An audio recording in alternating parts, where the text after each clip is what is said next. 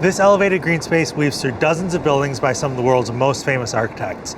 But none of this would exist if it weren't for hundreds of deaths on 10th Avenue nearly 2 centuries ago. I'm Nick Potts, I'm an architect, and today we're doing a walking tour of the Highline in New York City.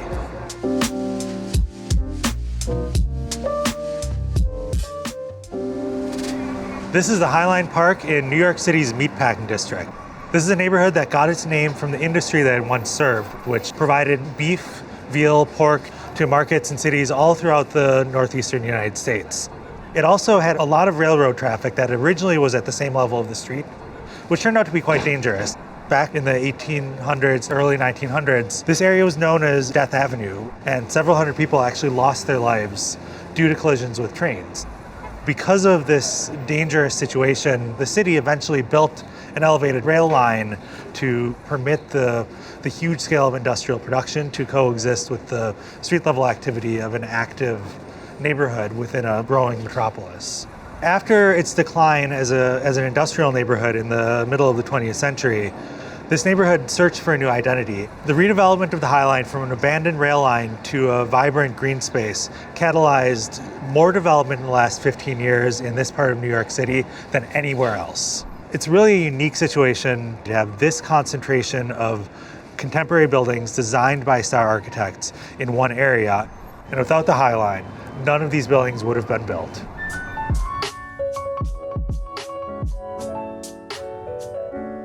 Behind me is the Chelsea Market. But if we take a bit of a trip back into history, the reason why the Highline as a rail line existed was because of a building like this. This was a Nabisco factory. And so because this was an industrial district prior to its current form, a lot of the buildings around here would have been similar to this. Multi-level industrial warehouse buildings connected to the Highline and connected the goods being made in this building into the rail system in the country. You can see there are these sky bridges that connect horizontally from site to site and these very authentic relics of its industrial past. As the meatpacking industry and industrialized food production moved elsewhere, this neighborhood went into decline, and relics that were left really contributed to its decline further and further. And it took the redevelopment of places like the Chelsea Market and the Highline itself to really kind of bring people back and take what had been a bit of an urban liability and turn it into an asset. In terms of the redevelopment of the Chelsea Market, it was a bit of a pioneer. It was one of the first projects in the country that kind of took advantage of these disused industrial sites and turned them into commodified marketplaces, kind of glamorizing the grit, rusted steel, exposed brick, this kind of romanticized industrial style. And so a lot of those warehouses, buildings, kind of remade themselves into new spaces within their existing forms, spaces for creative industries, for film studios originally, for art galleries. There are people like Diane von Furstenberg who very early came into this neighborhood and built a headquarters and a studio. And the sorts of things that showed up in this building, because it was converted into a market, it really planted the seed for retail within this very small footprint of what used to be an industrial neighborhood.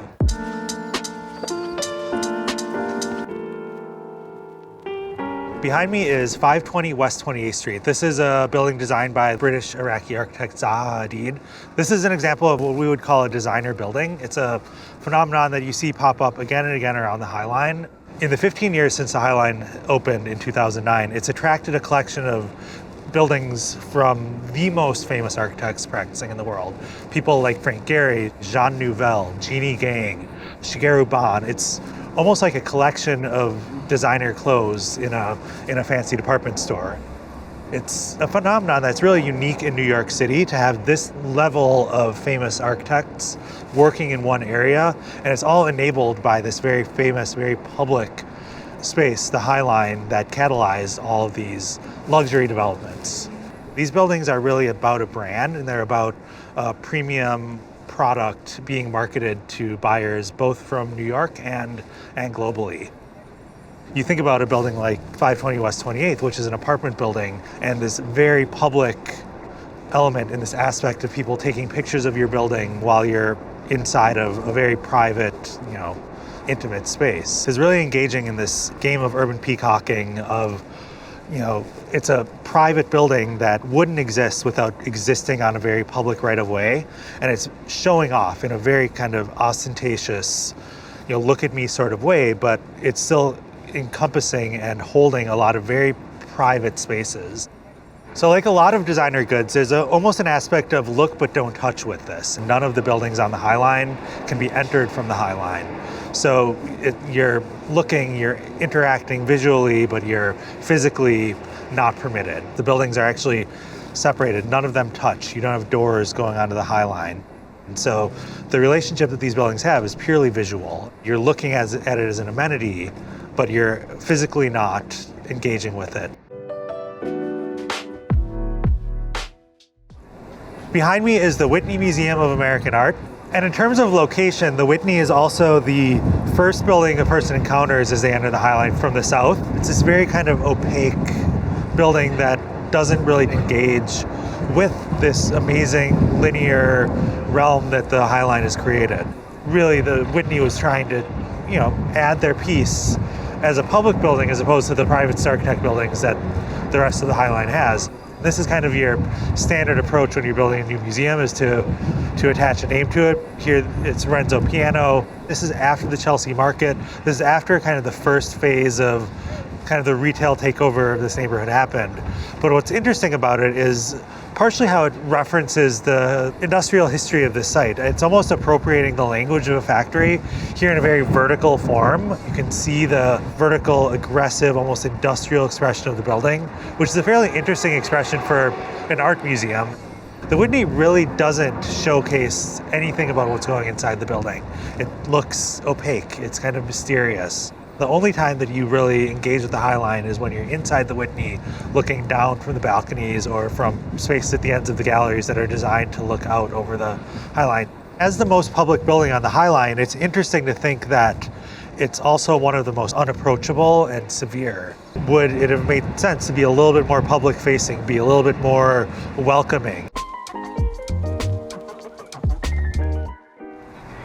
Over my shoulder is Hudson Yards. It's a 15 million square foot development at the northern end of the Highline. The Highline grew from south to north, starting around 14th Street. Here we're at 30th Street. And by the time this was ready to be built, it was very apparent that the West Side could take a development of this size.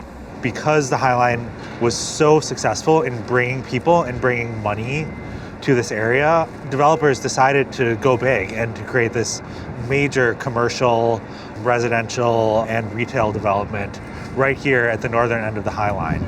Here at 30th Street, this is really where the spur of the Highline connected back into the train network. If you think back to the origins of this place, everything behind me was originally essentially a parking lot for trains, ringed by a ramp that brought the trains that ran on the Highline up a level to separate them from the street grid. At Hudson Yards, they were able to raise the ground plane up to the level of the Highline. It's really the reconnection of the pedestrian flow that the Highline enables into the new shopping center, into the new public plaza, where the Highline originally connected the trains back into the train network. Now people essentially have taken on that role through this direct connection from the raised level of the Highline to the raised level of Hudson Yards. You think about the Shed, you think about these giant towers, you think about the Vessel, you think about these mega developments and this mall. It was all really made possible by the proving of the thesis of the Highline, which is that these designer buildings, these kind of mini branded moments can coalesce into an intense, vibrant, urban setting. And over the last 15 years, the success of the Highline really catalyzed the complete redevelopment of the Meatpacking district. The Highline has really proved itself out, and the fact that the Meatpacking district and Hudson Yards have been the center of development and the largest redevelopment project in Manhattan, it's really because of the seed that was planted with the Highline. For more stories about how architecture can transform our built environment, check out our other episodes of Walking Tour.